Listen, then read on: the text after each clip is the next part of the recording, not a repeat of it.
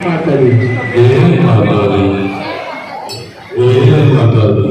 जय माता दी। वो फिर से बैठे हो पर तो आवाज नहीं आ रही, इसलिए जोर से बोलिए जय माता दी। जय माता दी। मैया जिनको याद करे वो लोग निराले होते। मैया जिनका नाम पुकारे वो किस्मत वाले होते। मैया जिनका नाम पुकारे वो किस्मत वाले होते। आज माँ के चरणों में माँ का पावन दिवस अष्टमी पर हम सब माँ के चरणों में आकर बैठे हैं, माँ के दरबार में आकर बैठे हैं। हम माँ के चरणों में आकर बैठे हैं, ये हमारा सौभाग्य है। ये जीव का सौभाग्य है, ये मनुष्य का सौभाग्य है तो इस समय माँ के चरणों में आकर बैठे हैं। हम आए माँ के चरणों में, हम आए नहीं है, माँ ने हमको याद किया। हम ये सोचे कि हम अपने आप माँ के चरणों में आकर बैठ सकते हैं, ये हमारी मूर्खता होगी, ये हमारी गलती होगी। क्योंकि माँ ही चाहती है तो अपने सेवक को, अपने भक्त को याद करती है और उसका नाम बुलाकर कहते हैं कि तुम मेरे दर पर आ, मैंने तुम्हें याद किया। इसलिए आज हम सब किस्मत वाले हैं। आज हमारे भाग्य खुले, आज हमारे जीवन का वो दिन आया है जिस दिन हम माँ के चरणों में बैठे हैं और माँ की कृपा हुई कि माँ ने हमको पुकारा और हम माँ के दरबार में आए। इसलिए जितना समय हम घर के कामकाजों से छोड़कर माँ के चरणों में आ बैठे हैं तो माँ का गुणगान कीजिए, माँ का गुणगान कीजिए, श्रवण कीजिए माँ की लीलाओं को। क्योंकि हम यहाँ पर आकर भी हमने समय निकाला, हम संसार से इधर आए, फिर आकर यहाँ पर बातें करने में बैठ गए। बात करने में समय गवा दिया तो फिर इसका कोई लाभ नहीं प्राप्त होगा। इसलिए माँ के दरबार में आए हैं तो माँ का ही गुणगान करना, संसार का गुणगान नहीं, माँ का गुणगान करना। क्योंकि माँ के चरणों में जो आ जाता है वही समय हमारा इस संसार के अंदर सार्थक है जो उसके चरणों में बीत जाता है। इसलिए जीवन धन्य बनाओ अपना और माँ के नाम का संकीर्तन कीजिए, माँ के नाम का जप कीजिए। क्योंकि जब हम माँ के चरणों में अपने आप को समर्पित कर देते हैं कि माँ के चरणों में आकर कहते हैं कि माँ जैसा हूं मैं तेरा हूं, चाहे मैं अवगुण भरा हूं, चाहे मेरे अंदर पाप भरे हैं, कैसा भी हूं मैं तेरा हूं, अब मुझे सीधा रास्ता दिखाना तेरा काम है। सही राह पर ले जाना मेरा तेरा काम है। मेरा काम था तेरे दर पे आना, मैं तेरे दर पे आ गया। अब माँ मुझे अपनाओ और अपने चरणों में लगाओ और मुझे संसार में रहने का रास्ता बताओ। वो समर्पित हो जाता है माँ के चरणों में, वो शरण में हो जाता है तो माँ भी जिस ढंग से उसको जिस राह पर लगाना होता है उसी राह पर लगा देती है। कहते हैं कि एक धनवान व्यक्ति था तो उसके पास धन दौलत बहुत थी और उसके पास प्रभु के चरणों में भी प्रेम बहुत था। आए गए संतों की सेवा करना, संतों की सेवा में लगा रहता था, बहुत कर्म करता था।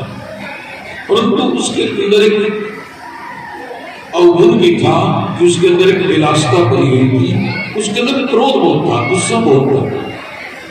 थोड़ी सी गलती पर अपने नौकरों को गाता निकालता, गुस्सा करता, बहुत परेशान करता और कई बार तो विषय विकारों में भी डूब जाता इन चीजों से परेशान था। वो चाहता था कि मैं इन चीजों से छूट पाऊं, परंतु किसी भी तरह से वो छोड़ नहीं पाता था।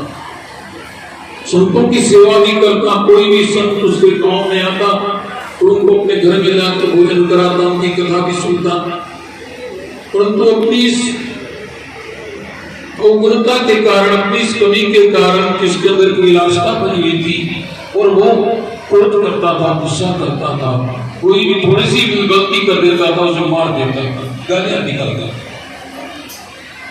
तो कोई भी संत उनके पास आता था तो उनको अपनी ये कमियां बताता था। ये उसके अंदर एक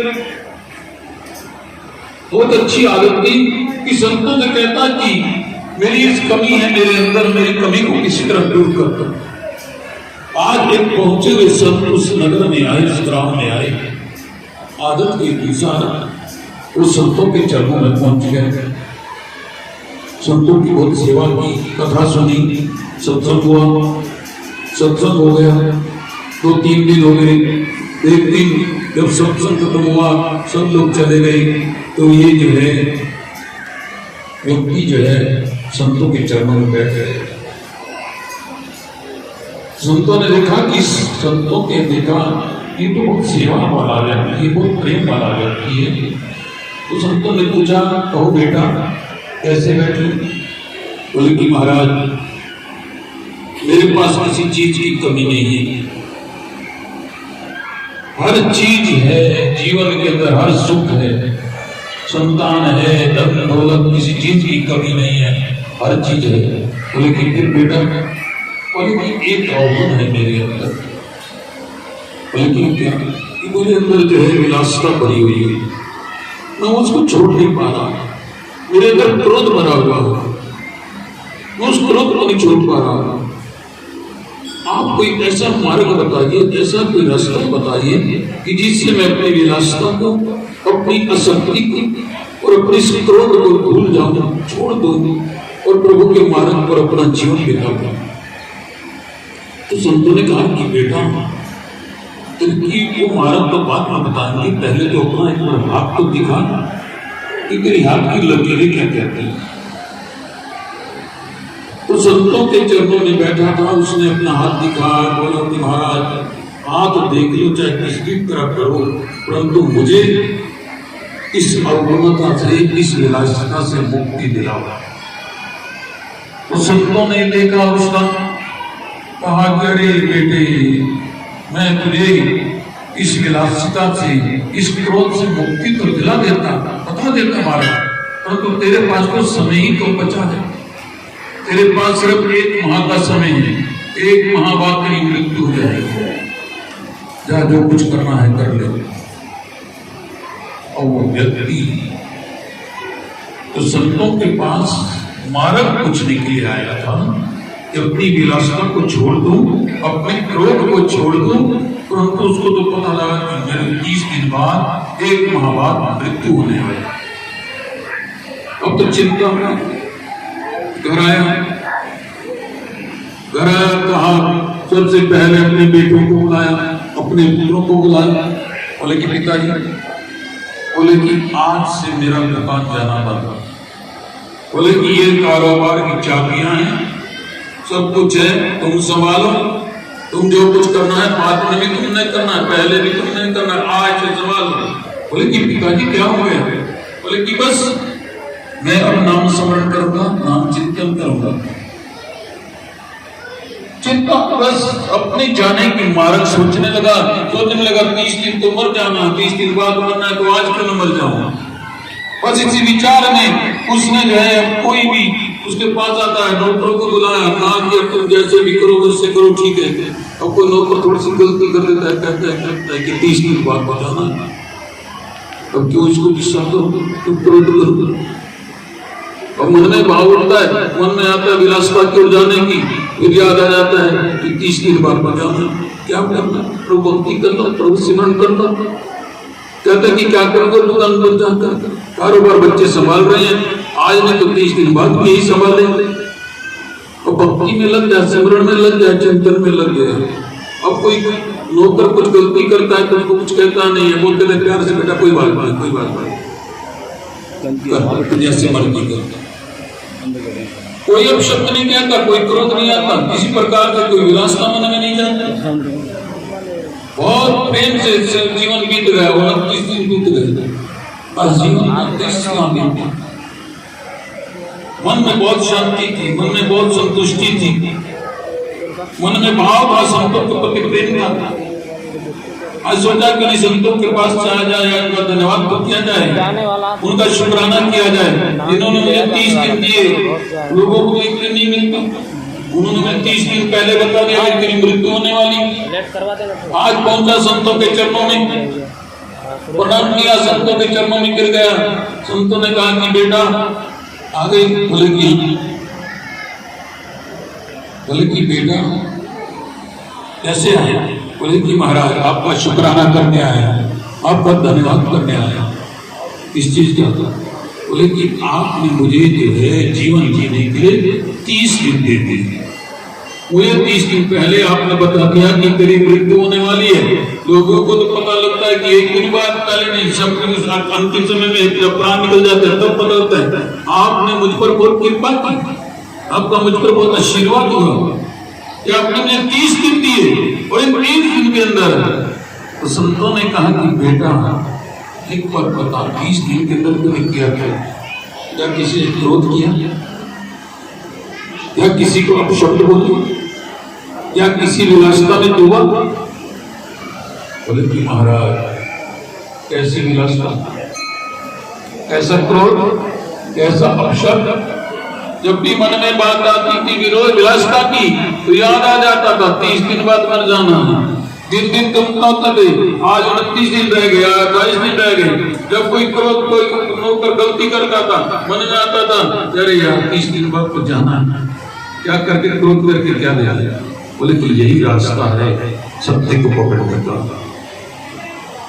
तेरी कोई मृत्यु होने वाले नहीं, तूने मृत्यु को याद रखा, तूने सोचा कि मुझे संसार से जाना है, उस परमात्मा को हमेशा याद रखा और सत्मार्ग की ओर चला। तो न तेरे मन में क्रोध आया, न तेरे मन में अपशब्द बोलने आए, न तेरे मन में विलासिता जागृत हुई, बस तेरे मन में जागृत हुआ प्रभु का प्रेम, प्रभु के प्रति आसक्ति और भगवान के प्रति प्रेम उत्पन्न हुआ। तो तू कितना शांत है, कितना संतुष्ट है, कितना संतोष है।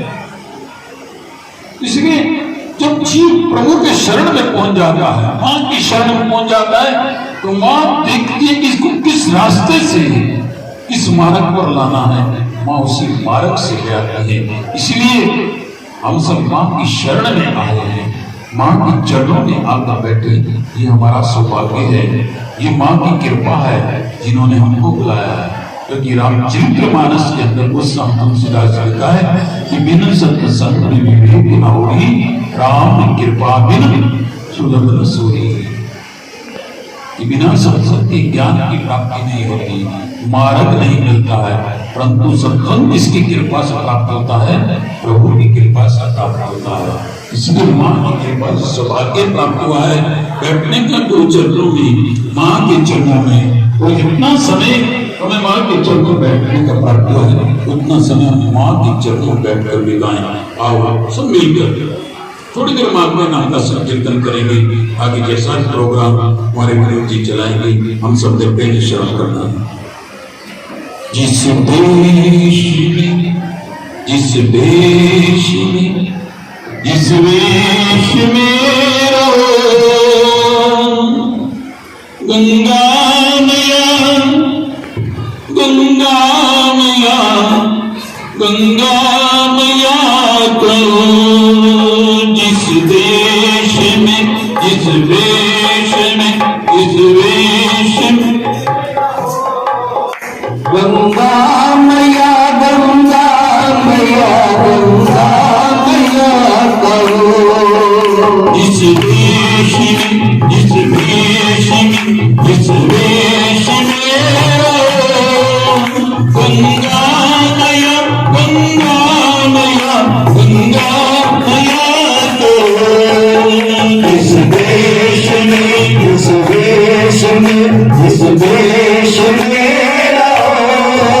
गंगा मैया, गंगा मैया, गंगा मैया करो।